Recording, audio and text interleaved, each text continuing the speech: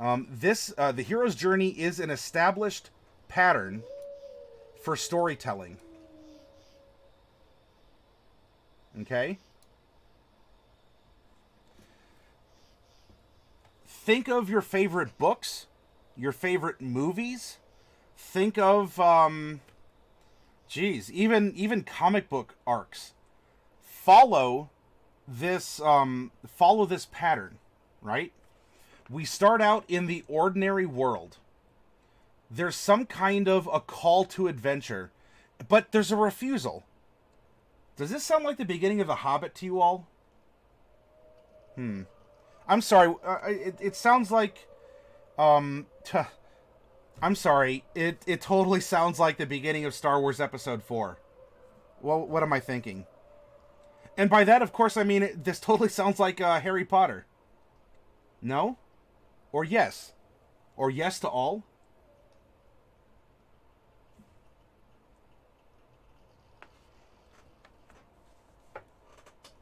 Our hero continues on the journey and goes through this cycle of events. As we go through each of the parts, I want you to think of any of the movies we referenced or something else that might have even come up. Right? So here's our call to adventure arc. Now, a mentor or helper appears. Right? We then cross the threshold and we leave the Shire and we make our way to the nearby city of Bree. But none of the hobbits have been to Bree before. Not too many of them. Or where else? We've left Tatooine. We're out in space. We've crossed the threshold. Our mentor, our Obi-Wan, has appeared. Our Hagrid, our Dumbledore, has appeared. We cross the threshold into the wizarding world, etc. And then we face a test with allies and enemies.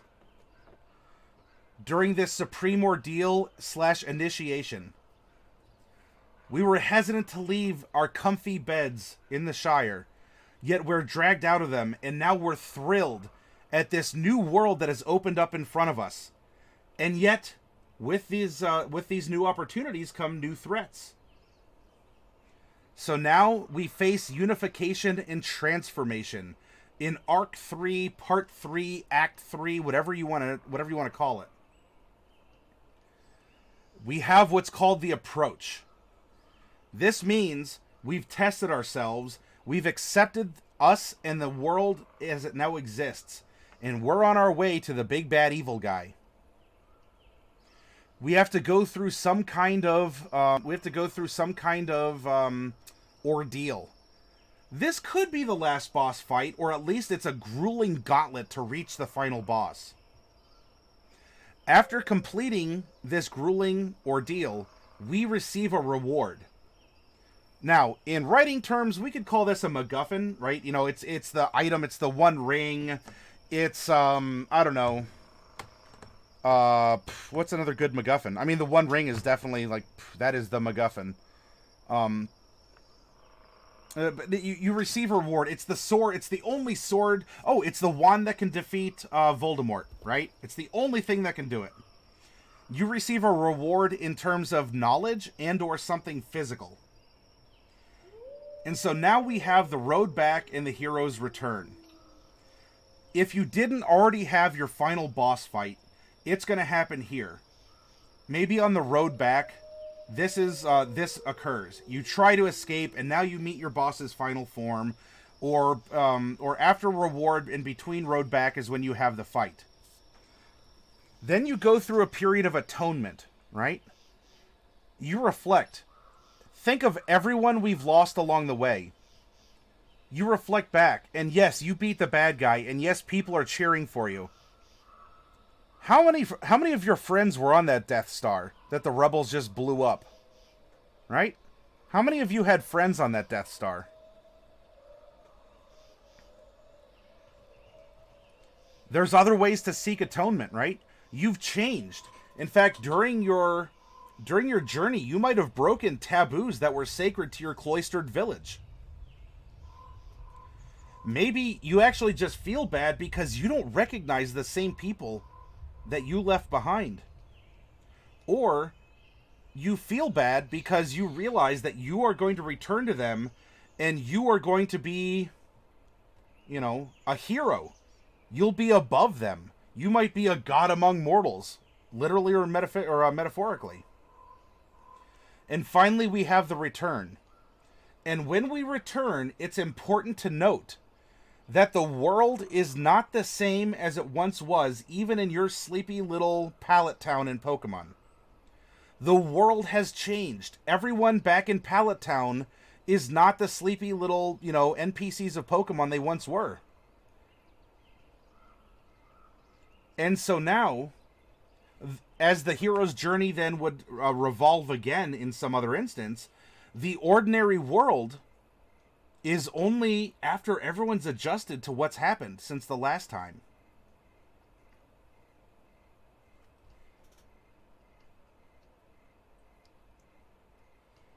Dark Wolf says, compares chart to my work in progress book. You don't seem to have step 3 and 4. Is that so? That's good. You don't have to have all these steps, but these steps do form a kind of a general logical order of storytelling. And I'll go into them in a little bit more detail here too. It's not really a reward, more like a curse. Yet it still offered power, and it was something many people sought, and it's also what the big bad evil guy wanted. Fluffy Sheep, Hero's Journey is great, but it's easy to confuse cause and effect. Lots of good stories follow the pattern, but the pattern doesn't make a story good, and you don't always have to take every element.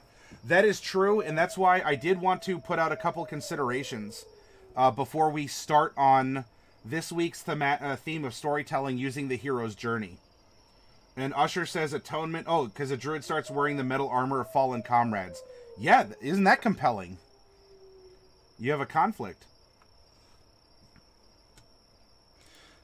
So, the ordinary world, and if you want to reference, if you want to make it into more of 3 acts, so you want to squish maybe 2 and 3 together, and we got 1, 2 on the bottom half, and then 3. You can do that too.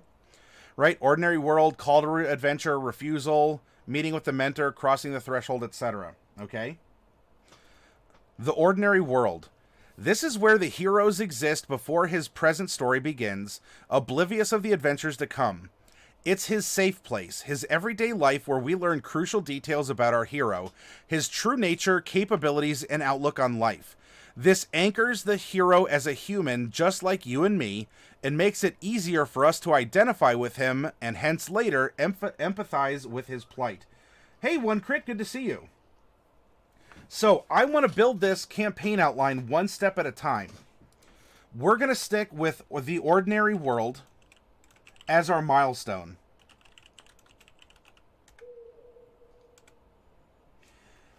If we're going to be taking novel writing techniques and turn them into a living, breathing campaign, you are going to need players that either can suspend some disbelief and are fine with having a more on-rails style story, or as we have players of all different personality types, some players just enjoy coming along for the ride. So if one of your players is that kind of leader character and wants to make decisions and have people come along with him, and the rest of the players are the followers, or they want to sit back and be reactionaries instead of proactionaries in the world, then those two conditions will open you up as a DM to be able to use the hero's journey as a storytelling technique. So again, your diverse players must consent or know that you're going to run a somewhat linear story, or you have a dominant player and the other players are happy to, in some form or fashion, go along for the ride. Not that they can't make choices, but they are going to follow the lead of the lead character, and the lead character is going to follow the carrot that you put out in front of him or her as the DM. Last day of San Diego Comic-Con tomorrow, then you'll be back to looking at the stream. That's fine. Enjoy yourself. Thank you for uploading the pictures of SDCC one, Crit. And no, you do not need a MacGuffin. You do not. Many do. I mean, I guess many do, many don't. Shepherd's Pie also says you don't need a MacGuffin. Really, you don't even need every step of the hero's journey. Even the Epic of Gilgamesh doesn't fit perfectly into the framework. In thinking back of my myth books, well...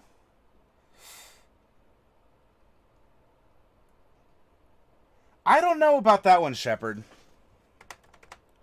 Without bringing up the Epic of Gilgamesh, I think he goes through many of the steps. Maybe not all of them, but I think that Gilgamesh does follow many of the steps.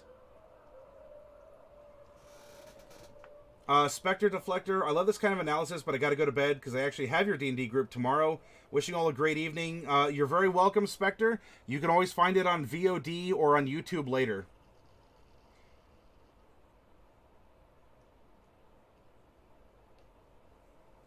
Usher says we don't have a CC here. What are you talking about, Usher?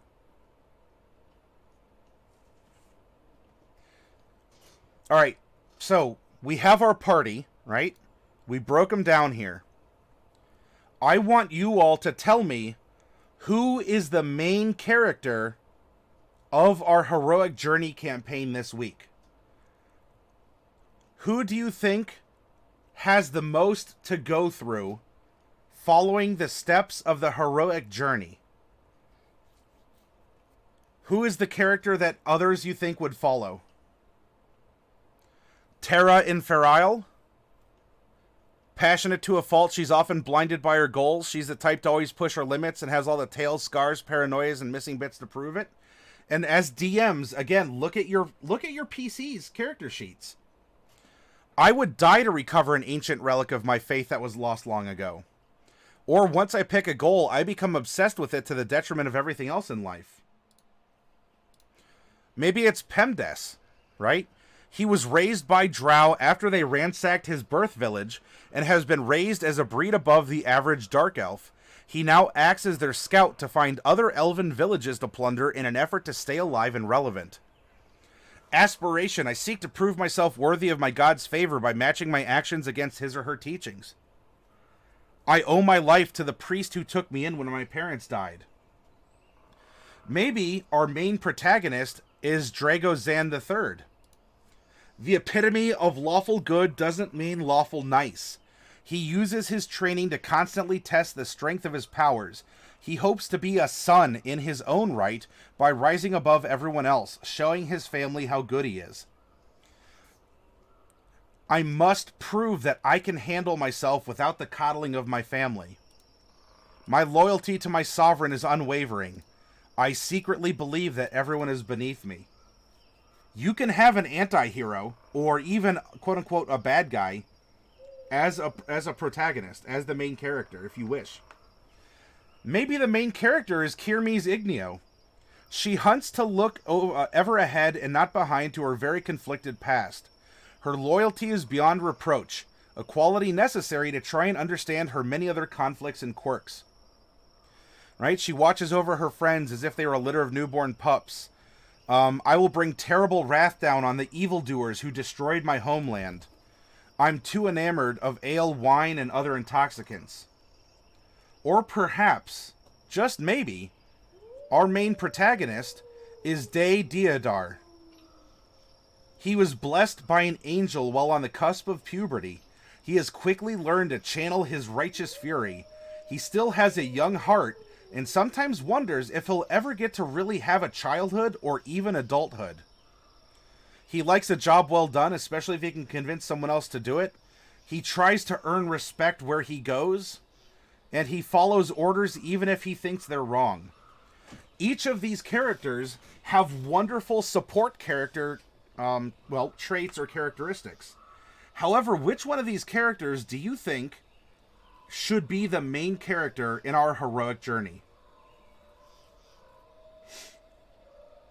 Dark Wolf says, note, I'm not like, oh, I don't have this, let's fix that. I'm more like, I don't have this, which means I'm headed in the right direction for uniqueness. That's an excellent and positive attitude to take, Dark Wolf. It's your story, and if you and your players are enjoying your story, you don't have to fit a template at all. Usher says, that'd be an interesting to read a story about a group of adventurers from each party member's point of view. Reading a story, yes. Running a campaign in that fashion would be a lot more difficult to do. Not impossible, but your players would have to appreciate repetition, I think.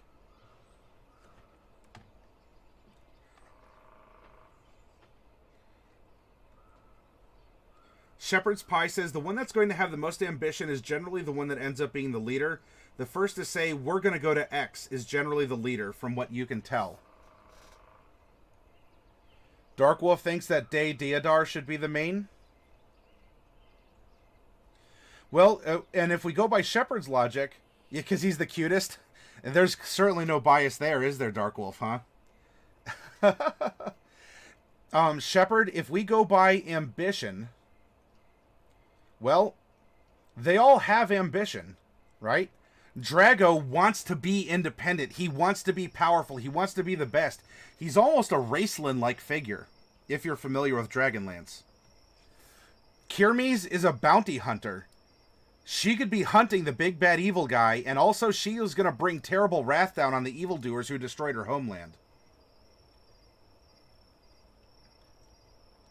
Day, well, Day has been given a charge. He's a 13-year-old kid.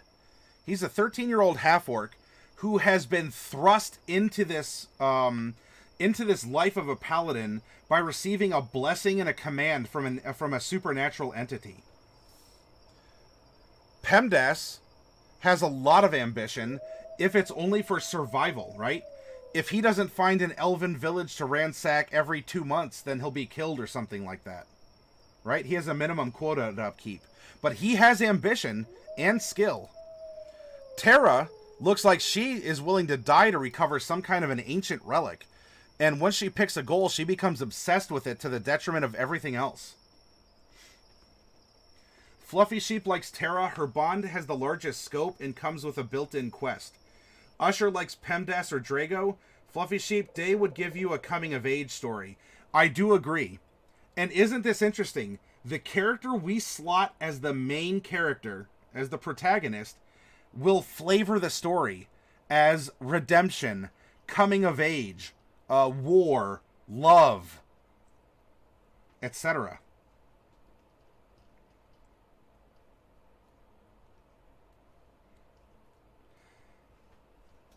So I'm seeing Terra, PEMDAS, or Drago.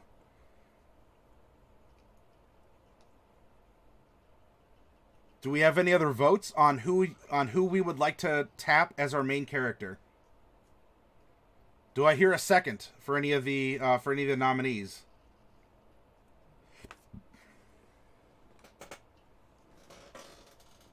Where'd my water go?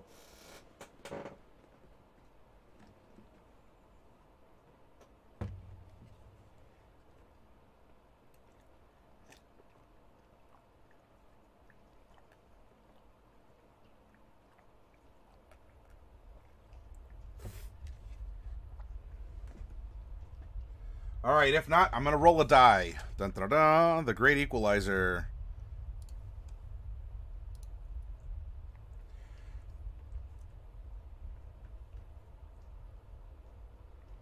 Oh, Shepard's thinking of Terra or Drago, and then Diadems comes in with Drago. Alright, so we seem to have 3 for Drago. 4 for Drago. Okay.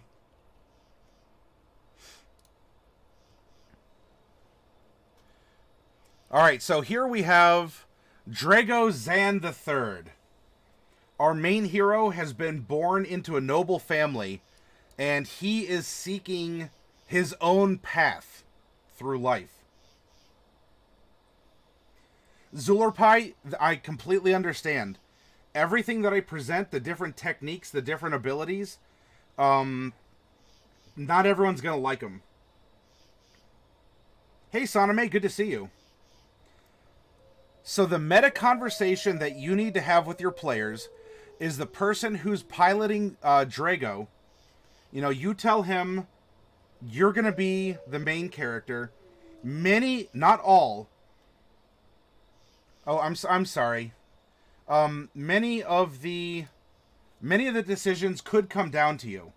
And it's not that Kirmes or De Diadar or Pemdes Pebkak or Terra Inferile, it's not that they can't make decisions or won't make decisions.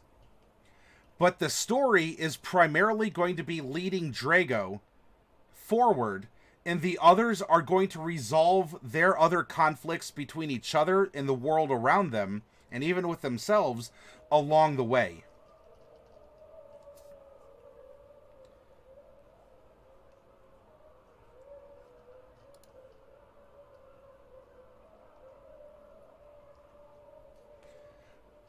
Drago seems the least interesting to you?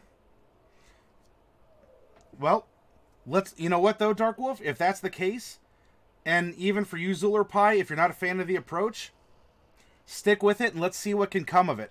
Because even if you're not a fan, you challenge yourself, and at the end and you say, then you know what? You've reconfirmed your own beliefs and your own desires and your own likes. And you've still come out ahead. Usher says Kirmes will be utilized often due to the amount of skills that she possesses. Yes, very much.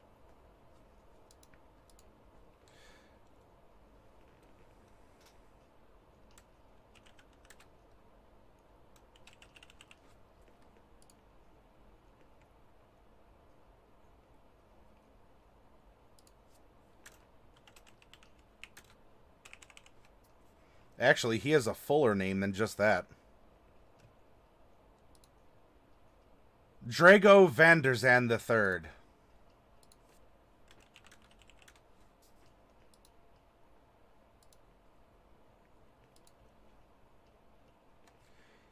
Shepherd's Pie, Drago's a good alignment leader, has ambition, most likely to take charge and push the group towards being a good aligned party. Pemdas, I feel, will either change away from evil or betray the party in the last act, but who knows?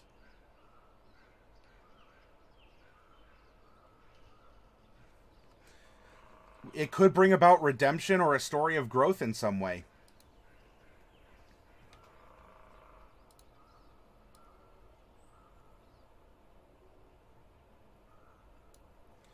Okay, so we start in the ordinary world. You know, if this is starting out at a low level or level 1 or something along those lines, then we've already presumed that Drago, you know, he's graduated from his seminary school. He has received the blessing of his mentors and priests to go out into the world, and he is going to do so because he has this burning, very literal burning ambition to be the best like no one ever was.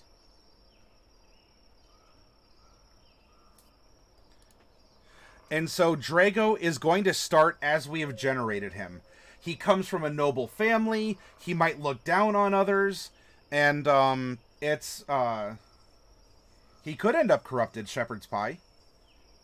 He could very well end up corrupted, even. Drago will have to learn he can't make change or accomplish his goals himself. That's another big one, too.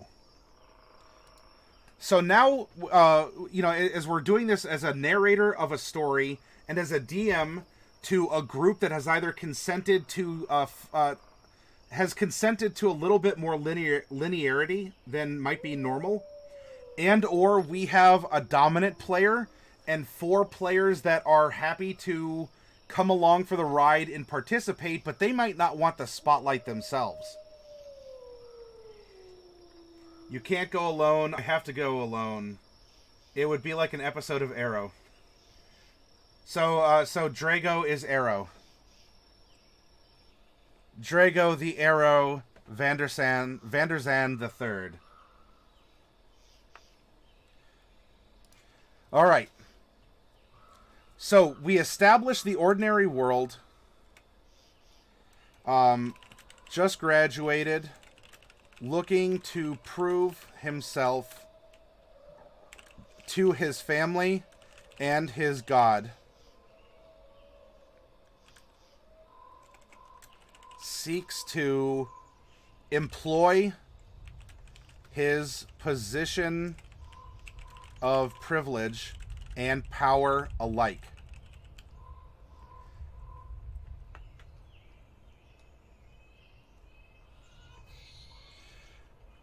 If we are approaching this as a milestone, what this would mean is that Drago's character would be thrust into some kind of a situation where perhaps in this world that he wants to prove himself, does he know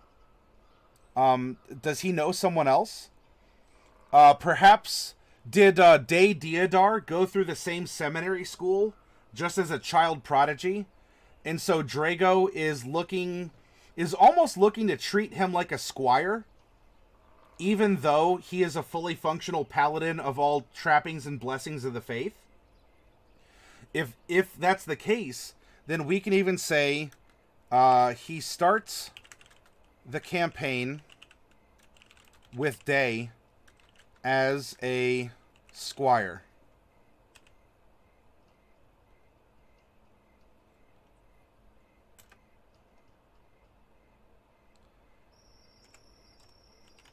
Some sort of an action occurs.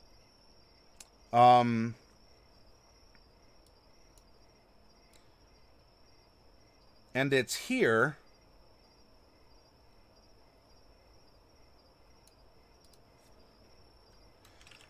They run into Kirmes, who is chasing a bounty through the city, and assist in the criminal's capture.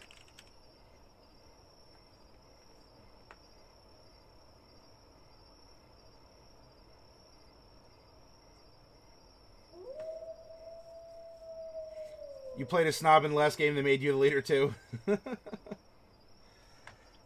Alright, so they capture this criminal and they encounter our second PC of Kirmes. Drago and his trusty sidekick, who the player might not even like being considered a squire, but is in the roleplay mode and is willing to take orders. Look at this, Day Deodar. I follow orders even if I think they're wrong. And so we're role-playing through this and we're bringing people together. Here's the ordinary world, right? Crime happens, someone is flexing power and ambition, and here we go. So now we have experienced the ordinary world as some of the characters. And you know what? A couple of these first steps you could probably mush up into 1 or 2 sessions. It doesn't have to be a session or a month per step at all. Dark Wolf, the snob in my game developed a sadistic streak and tamed an owlbear, but he's definitely not the leader. And interestingly enough, Dark Wolf, they elected that character leader here. So now we have the call to adventure.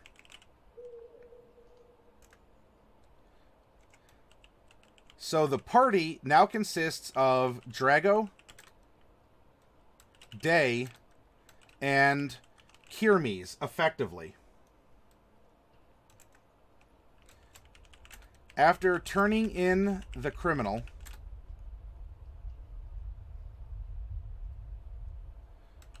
Kirmes receives word that she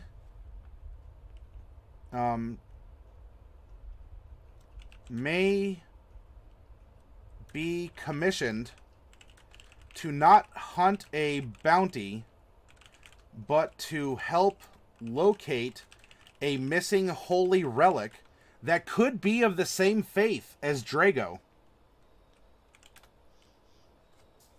By Terra.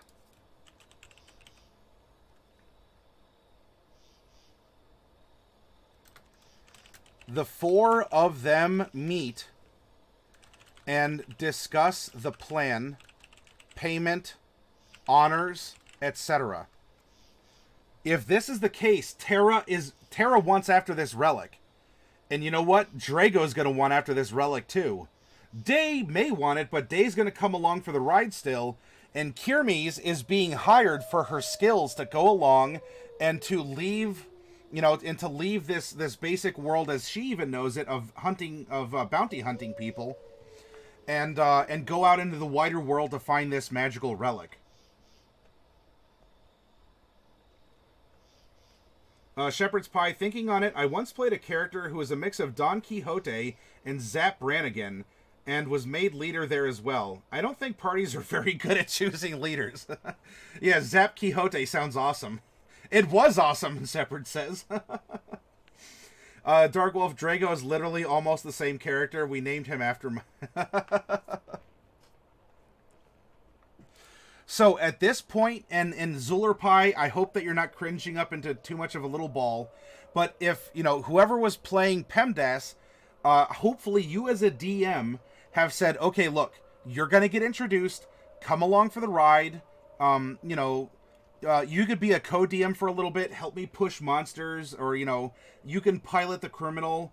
You can still do something, but we're not going to introduce your character until a couple sessions in.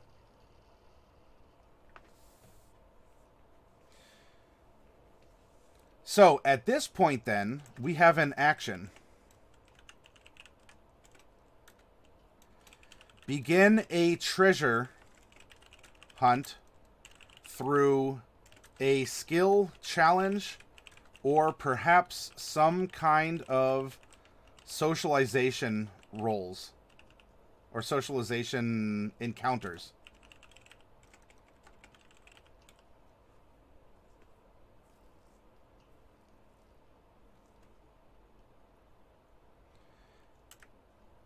Now we have the refusal.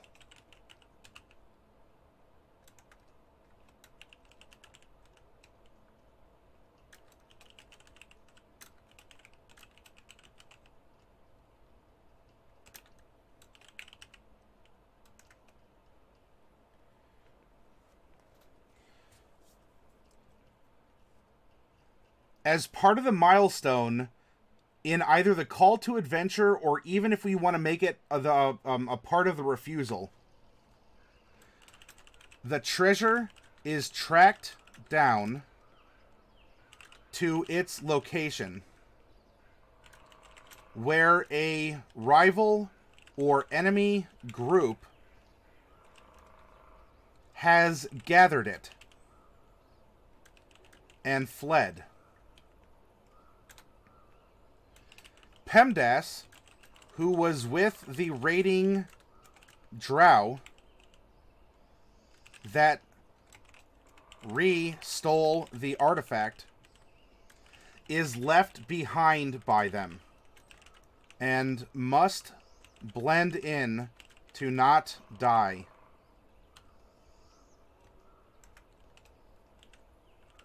Action.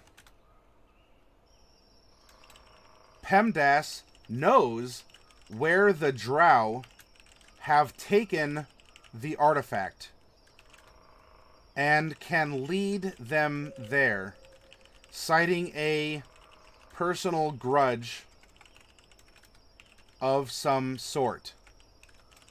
The others may feel obligated to continue. And this is where the refusal can come into play. If the character playing PEMDAS through the, with DM information says, oh yeah, I can tell you where they took it, to the evil drow city of Drowtopolis, and it's full of darkness and bad things. I mean, hopefully it's a little bit more dramatic than that. Suddenly, your scrappy, level 2 or 3 adventurers with a bright world ahead of them. Oh, look, we're bounty hunters, and I'm going to be the best noble there is, and everyone's going to bow to me. All of a sudden, they realize they're not going to get to stay in Kansas anymore. They're actually going to have to go into the Underdark. They're going to have to, go outside of their comfort zones and into very deadly, dire circumstances. Especially being led by someone who, well, they don't know it at the moment, but someone who's actually a part of the very drow who's leading them into the group. Drowtopolis, I should have known, says Shepherd's Pie.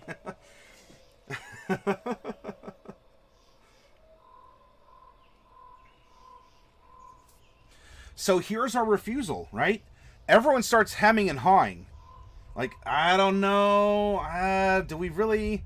Yeah, suddenly, maybe even Drago at this point is humbled. Here we have this cocky, arrogant, son of a noble who now has his ego checked for the first time by this grizzled ranger who wants to lead him to Drautopolis.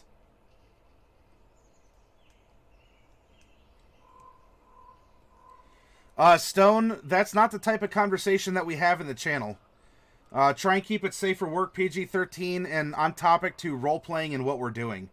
If you have questions about role-playing and whatnot, that's not related to the question that you asked, you are certainly feel free to ask it. But, I mean, just hopping in here and blurting that out, that's kind of disrespectful. Hey, if you're sorry, that's fine. Look, it happens. And some people convey humor differently. But as a heads up, as someone who's new to the channel, I do keep it safe for work, and I try and keep it on track because we're a bunch of nerds sitting at a table in a game store right now, right? We're having some table talk. We're talking about adventure and writing. We're talking about character development, and you can certainly hop in and be a part of it too.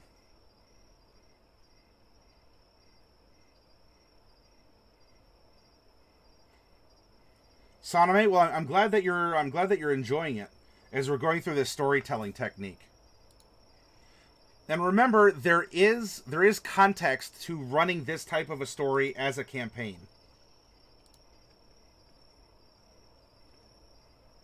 So now we have the switch off, right? We go from refusal into now we have a mentor/helper.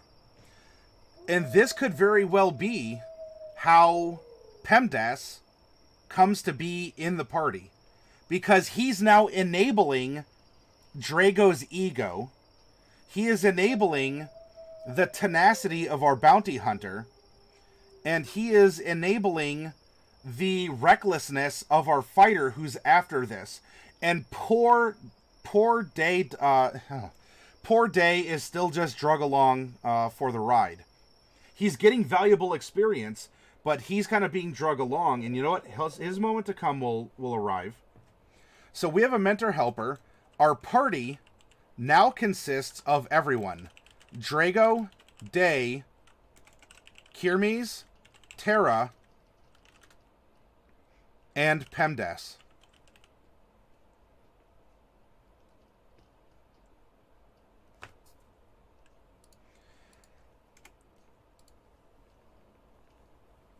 And this is where the adventure truly begins, right?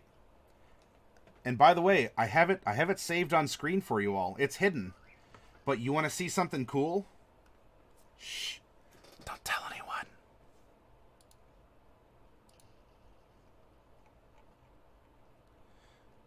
You see this? Whoops. No, you don't. You see this now? This is the Dungeon Master's Guide. You see where it says, Tiers of Play? Uh-oh. Oh, spit. What's this? Levels 1 to 4, your local heroes. Levels 5 to 10, you become heroes of the realm.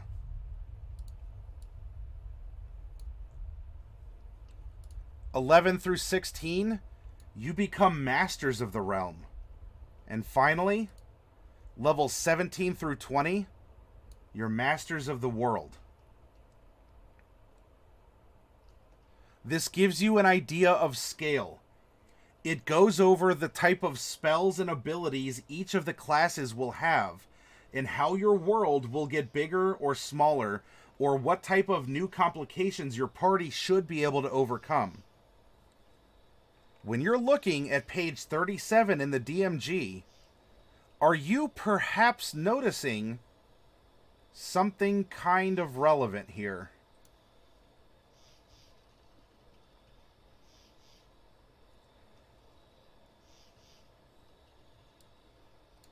Our call to adventure. You are the local scrappy heroes. are heroes of the realm. You've left small town, podunk Sticksville. You're in the greater world, and now you're doing things for your county, your province, your kingdom. Now, you've done the big stuff, right? You've gone through the approach, the ordeal. You are masters of the realm. These are the spells you're getting to cite your mastery. Your ability to transport through the realm you've been in. All right, Dark Wolf, have a great night. Thank you for sticking around.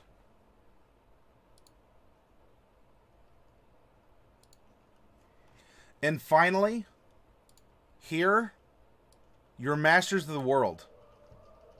And it's been a while. You're tired. How long has it been since you last visited the Shire? How long has it been since you were home on Tatooine? This is page 37, Soname.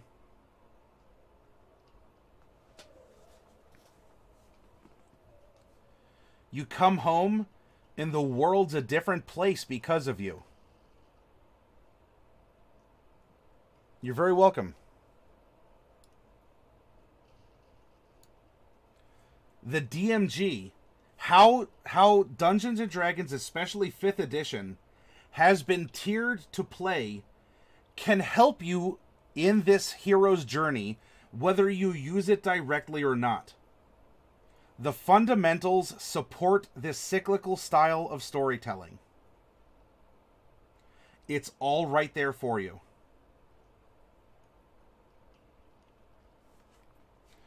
So now the mentor or helper, we have Drago, Day, Kirmes, Terra, and Pemdas. The party has now been assembled, and they go out into the greater world.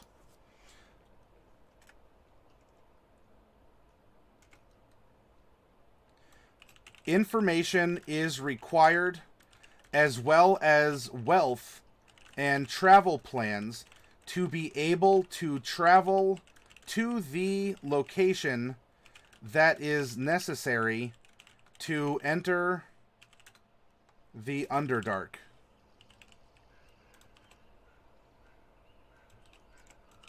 Path to Drowtopolis. Our action. This is exploration. And even some combat can come in on this tier also.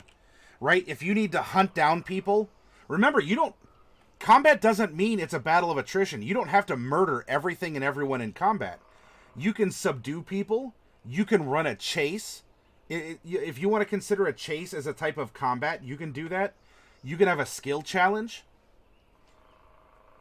So now we have the mentor and the helper. It is time to cross the threshold. In the Goonies, we have now made it down underneath the restaurant, and we are in the old pirate tunnels. Are you seeing the cycle? Are you seeing the storytelling, the tenets of it, the underpinnings? I showed you my underpinnings. Answer me. We cross the threshold. Party is all.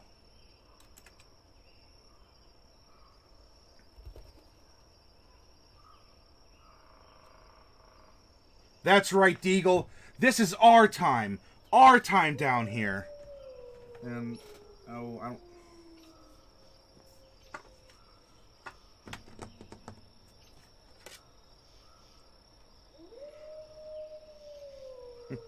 And you see this Blu-ray of Hyperdimension Neptunia? This was my Blu-ray. I'm taking it back. I'm taking all my Neptunias back.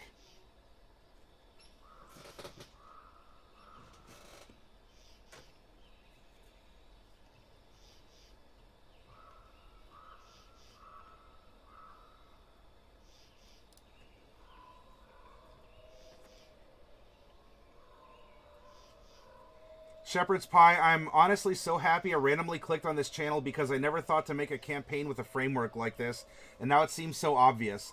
I'm very glad, Shepherd, that you're getting a lot out of the stream. And yes, Saname, there may be a couple weebs in the stream.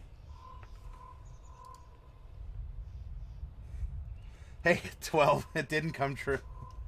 Uh-oh, am I plucking nostalgia strings? Alright, so everyone is a part of the party, and we're now going to cross the threshold. The group, now equipped, makes their way into the Underdark on the way to Drautopolis. Why isn't that a name? Come on.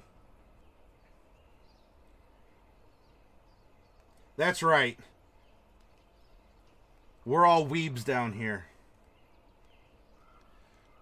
The group, now equipped, makes their way to the Underdark on the way to Drautopolis. We've crossed the threshold. Everyone, well, almost everyone. You could even say that Drago's probably nervous too. He's only been sent out to you know, bring the drow to people, not to bring people to the drow. You're probably going to encounter then. So it now equipped makes her way to the Underdark on the way to Drautopolis to continue tracking the artifact. As well, this is a good bonding moment. You remember when all the Goonies were in the tunnel right when they were having the bathroom break and they started just kind of opening up about stuff?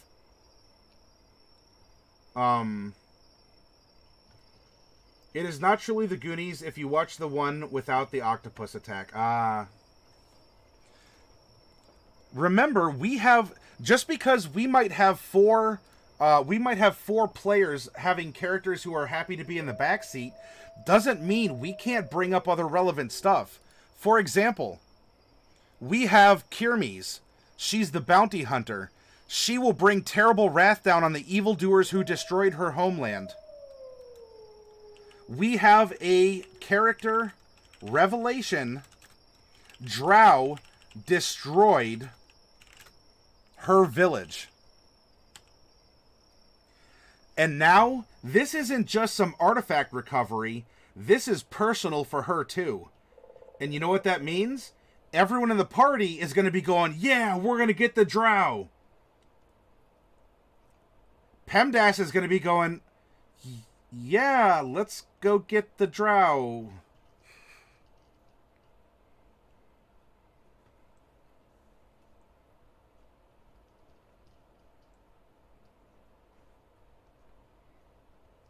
$12 for 10 cents says, I didn't have any gray hair when that came out.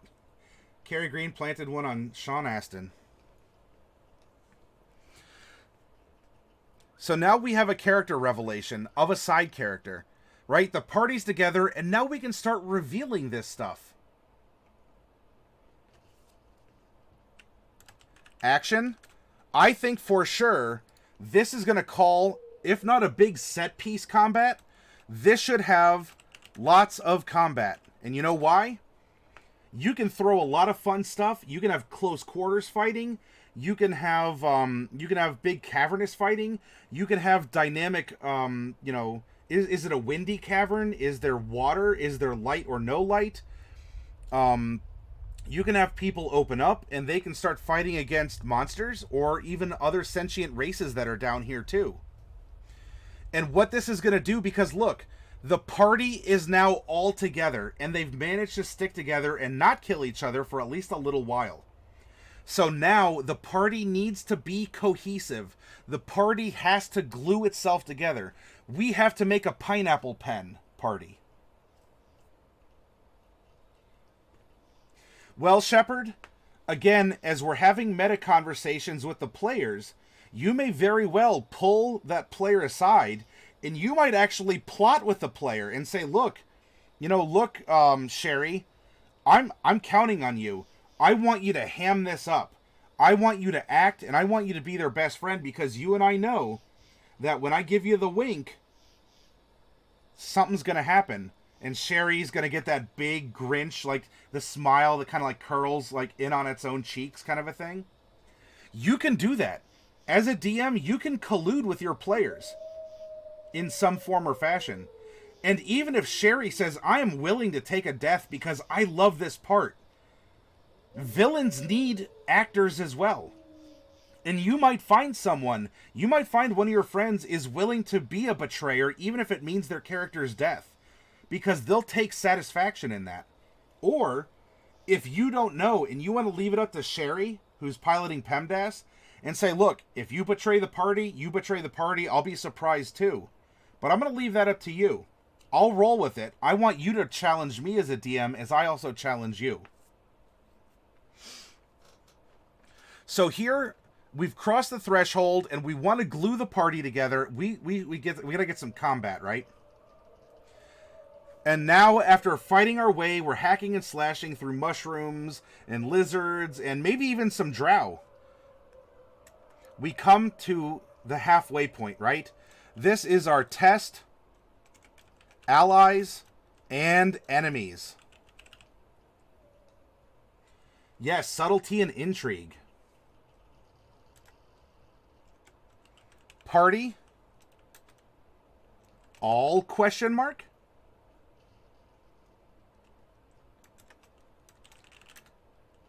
Having hacked their way forward, the party encounters an outpost, effectively a mid-boss, through which they must pass to delve ever deeper into the adventure.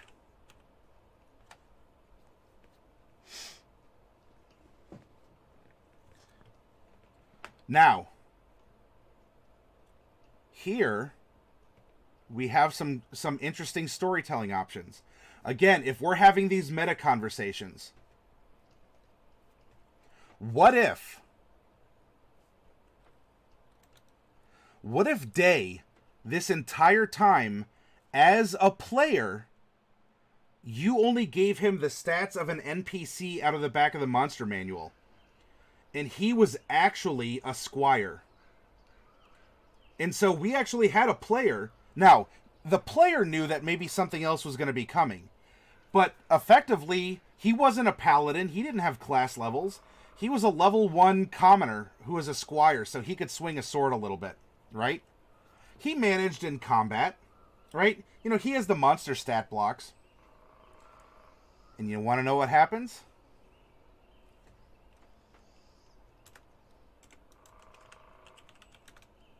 Action.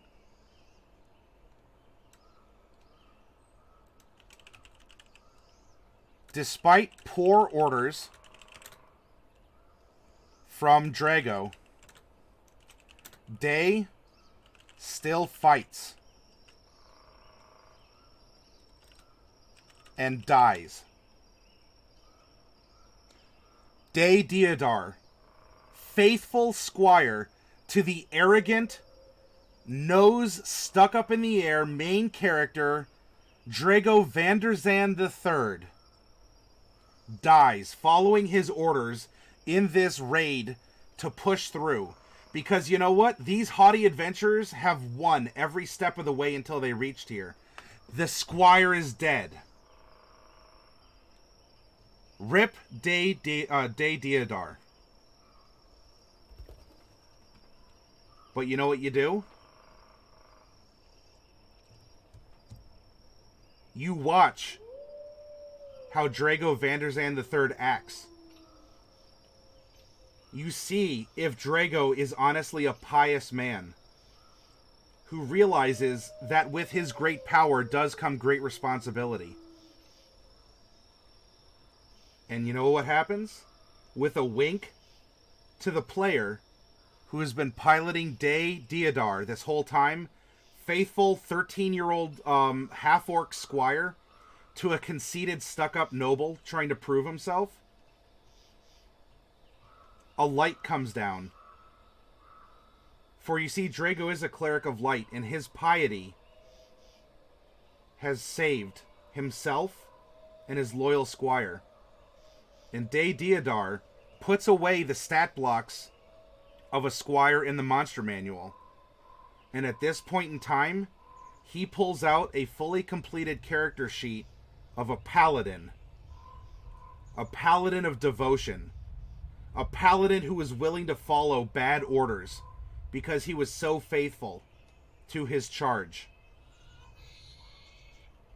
And he comes back, and as the light fades, holy armor adorns the young man's body. His body has been recovered.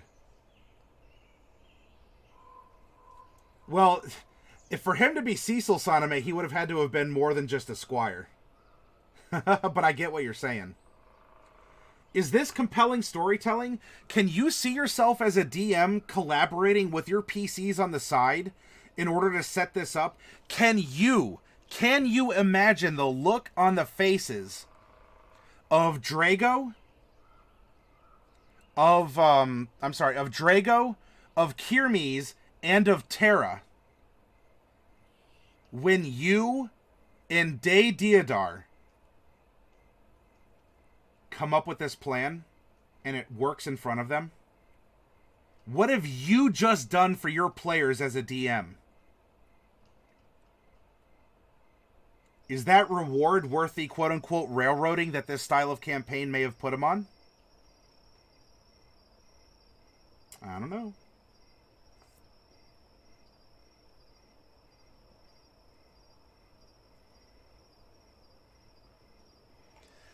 So here, we have our test. Can we get past the guard outpost? We have allies, and we even have enemies. For at this point, what if we actually have an exchange? What if, to really twist that dagger, we wink not just to Day, but we also wink over to Pemdas.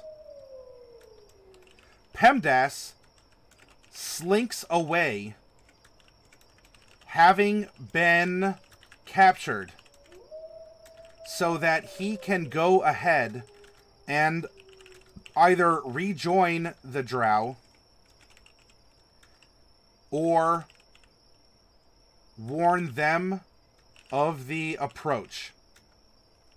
Or if the character chooses to try and set up wards to discourage further ingress toward Drowtopolis. So, in the combat, they lost two friends, and one came back in light. The other slunk off in darkness. Ooh, hey, how about that? Now, we have the approach.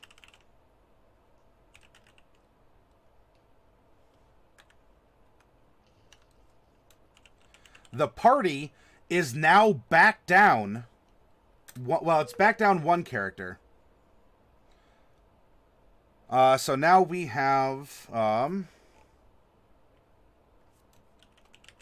Drago, Day as a paladin, Kirmes, and Terra.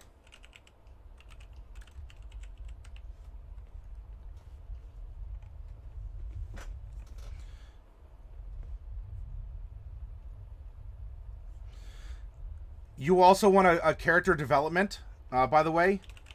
Character revelation. Terra's feelings and readings about the event. Because look at her. Passionate, blinded by her goals. The gods try to speak to us. We must listen. Now, she can find common ground between the fiercest enemies. This can come into play later. Because you know what? Terra might just have to battle against Pemdas. Terra might have to get Pemdas to decide between what is right and wrong. between the drow who have raised him and abused him, his life, or a life of freedom where he doesn't have to kill. That's not now. That is soon. So now the party's back down to Drago, Day, Kirmes, and Terra. Now we have our approach, okay? So at this point in time,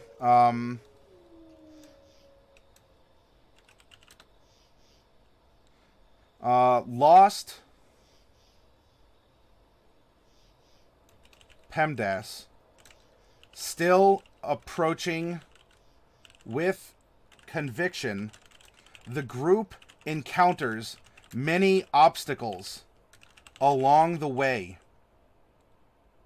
seemingly trying to specifically prevent them from moving forward. Action. Traps, hazards, even some light combat, etc. This could even be magical too, right? The ranger, the manhunter, the hunter ranger who has taken humanoids of 4 different humanoids or more by whatever level this is. You think he can't set up traps to try and prevent them? He might actually care after them, but he can't show it because he'll die at the hands of his drow benefactors. And so he tries to set up wards and superstitions. Maybe he even tries to, I don't know, plant a false artifact along the way so that they'll just turn around and leave. Leave, get out of here. You don't belong here. You don't belong in these murderous tunnels. Because he might be feeling pressure too. Investigation may reveal that that these events are something only someone who knows them, cough, PEMDAS cough, could set up. He's alive. But why? But why all this?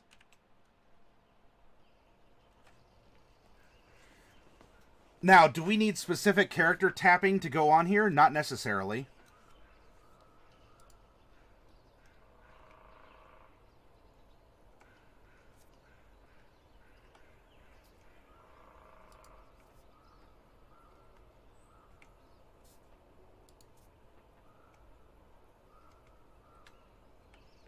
There we go. There's our approach. So now it is time for an ordeal.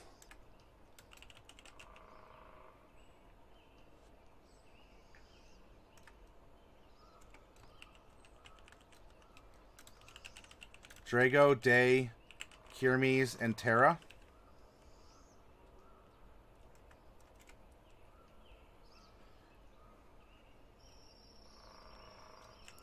A force of drow are sent, led by PEMDAS, even reluctantly, to stop the adventurers from continuing to pursue the artifact.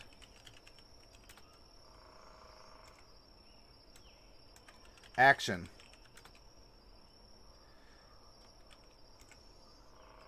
Large combat, non-boss, with a huge moral conundrum built in.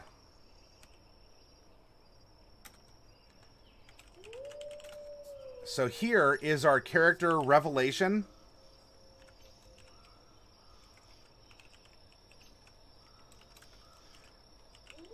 Terra's negotiating skills. To convince PEMDAS to take a side. If he sides with the drow, he sides with the drow. If he sides with the party, maybe this is where the boss or the mini-boss or the mid-boss or something will retreat, saying, "You have made a fatal error, PEMDAS. Everyone will know. And after all we've done for you, after everything, this is how you repay us? And you know what? Whoever is piloting PEMDAS for being a side character better be a darn good role player, huh?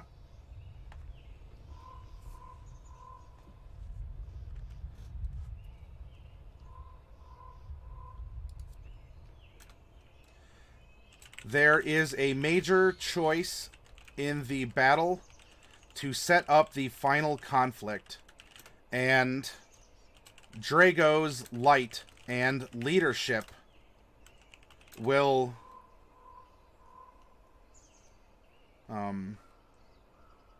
bind them together. Everyone's involved because you know what? You want to know who's probably like quivering at this point in time? You want a character revelation? Kirmes. Kirmes is this motherly figure. She watches over her friends as if they were a litter of newborn pups. And now, she learns that this whole time, PEMDAS was an enemy. After all the things she said, you think she'd be upset?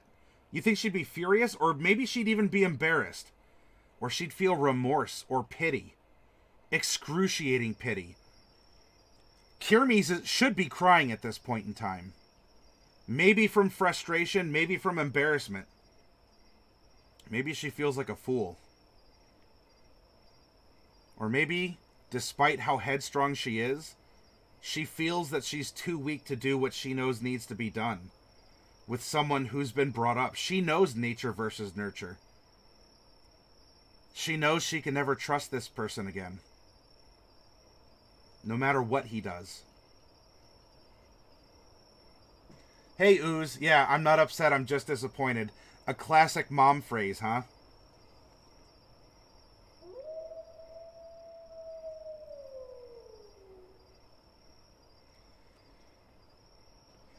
Stone Cold, I don't really see how that's relevant to the conversation at hand. Fluffy Sheep, Malware Bites has finished its watch. You complete your long rest without incident. Oh, so now we're suddenly in Shadowrun or something, right? Would that be something? You know, like, I'm Malware, the wizard. Fluffy Sheep, we're kind of splitting the difference between a D&D game and a linear story here. PEMDAS could betray the group here in a book, but in-game he would have to become an NPC. Maybe. I don't know. Again, it depends on the meta conversation that you're having with your players. And remember, Fluffy, we are basing this on... There is a consent at the table that... there is a consent at the table that everyone is acknowledging that there is a linearity and that there are major parts and more minor parts for the characters. Shepherd's Pie, there's certainly the meta thoughts of course I'm going to go with the party, I'm a fellow player. However, if you do it right, the moment would still be great. And it should. Especially if up to this point, look, you gave your characters a softball already, right? You killed one of them, quote unquote. Right? You are willing to let Day Deodar die. I'm going to say that 10 times fast. Your players should know as a DM, but any meta conversation aside, they should be guessing at some point in time, especially if they know that there's some linear, linear aspects, that, something could happen at any point in time. Box text could occur, the dreaded box text. And you might draw them in with the suspense. And that could actually make them want to play along and not even, worry about total sandbox freedom. Because the story's compelling. That is our ordeal. A moral and physical conflict. And now we have a reward. Party, all. Having driven back the drow in the fortress, there is an item or several that can help in the final push against them. This could be knowledge, weapons, armor, arms armor, potions, wondrous items, etc. Oh, so Shepherd's Pie. Box text occurs. And when box text happens, there's nothing you can do about it. Box text is a fixed point in the universe. If your DM breaks out box text, you better listen.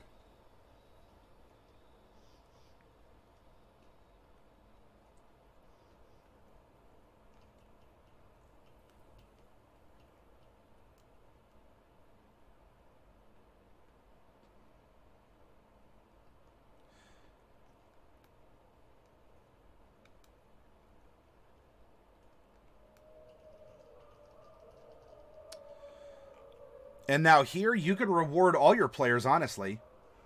It's kind of a late in the game, but here, I'm going to scale you up to make sure that you're ready for what's to come. This could be, you could also be freeing prisoners or slaves, right? So, action, rewards in physical or moral ways.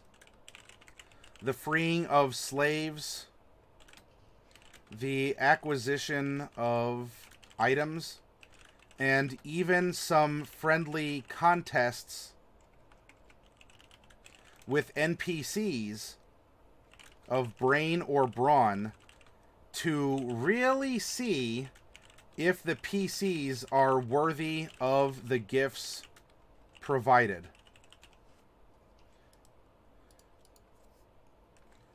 You have a bit of a buffet. So you can run some encounters, some non-lethal encounters.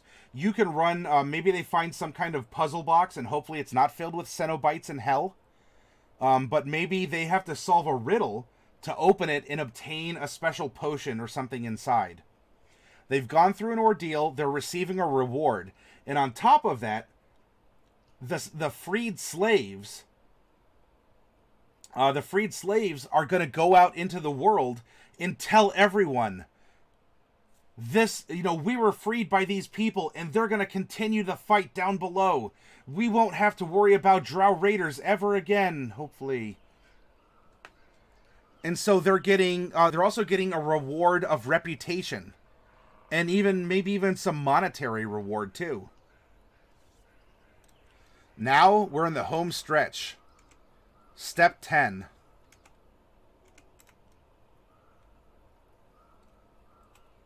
The road back.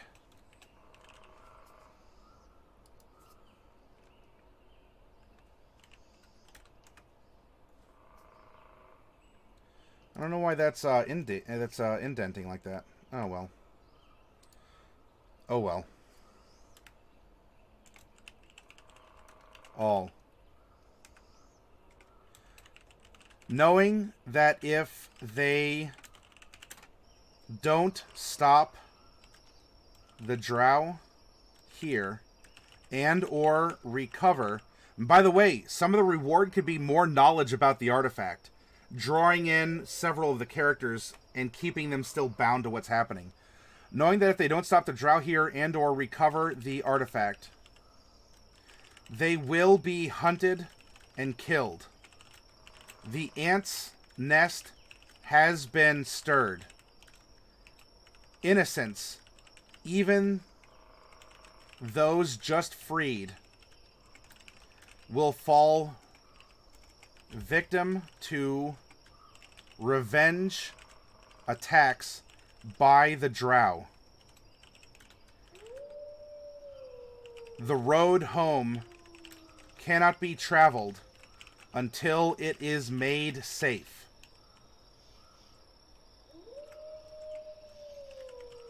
Action. Actually, since we're in a cave now, we're not in a forest in the woods anymore.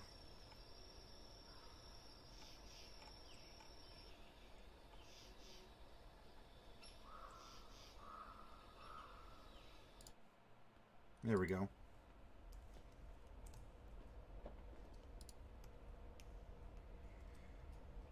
14 and 10 diadems. You do win your. You do win 125 EXP.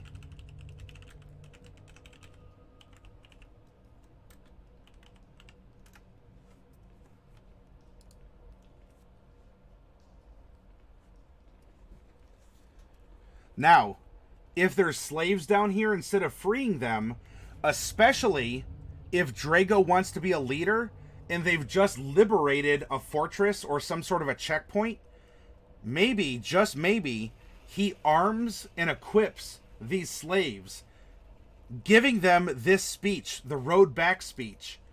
If you don't fight down here, you will die. Not today, not tomorrow, but maybe the day after, maybe a month. Maybe a drow will follow you to your house. And if you're lucky, that drow will slit your throat in your sleep. And that of your wife and your kids and your dog and your goldfish. And they'll dig up your turnips and everything. If Drago wants to be a leader, if he wants to step up and be the light in the world, especially if he does feel like he's above people, but maybe now it's not just power. Maybe it's actual leadership from the ground up, a roots, a roots level action, right? Symbolism, Underdark, we're in the ground. Some grassroots level stuff. Action. Arm the slaves. Lead a raid. This is a social interaction and possibly a skill challenge to overcome the other remaining obstacles that are in the way that would slow down a party of 5, but not a party of 30 or whatever. Fluffy sheep the turnips. This is hard mode, brother. There is no turnip that a drow will leave undug up.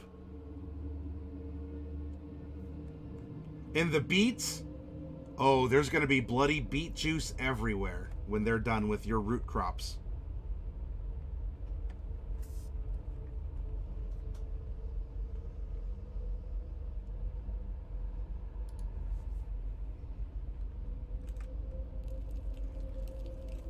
Atonement. This is the final challenge. The boss fight. Where Drago and the others must confront effectively themselves. The boss drow is exactly everything Drago wanted. Power. The boss drow is what Drago would be if he continued on that path. Unquestioning power, lording over everyone. Everyone is beneath him.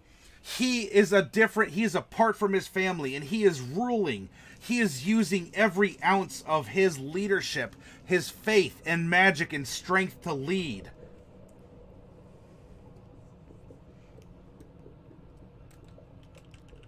Drago versus Ogard. Hey, Pocket Punch.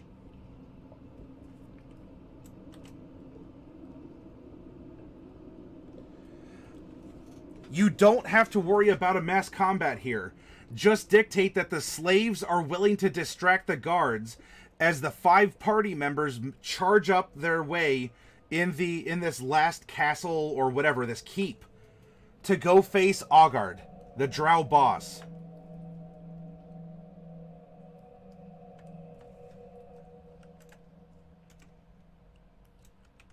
Action.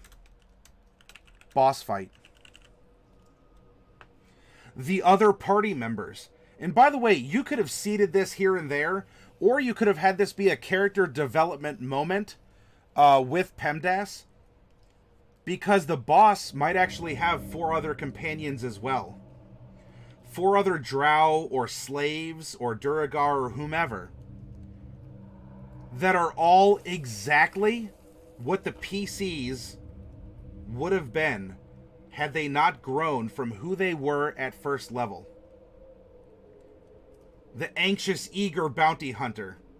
Actually, that could have even been one of the mid bosses that was put down, whether or not they knew it. Like we're almost getting some like some Metal Gear 3 stuff, like the pain and the sorrow and whatever else. Boss fight. Moral reflection.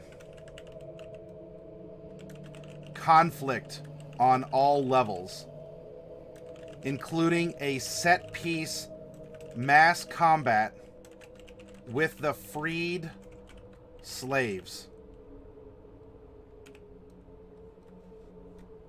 And finally, the return.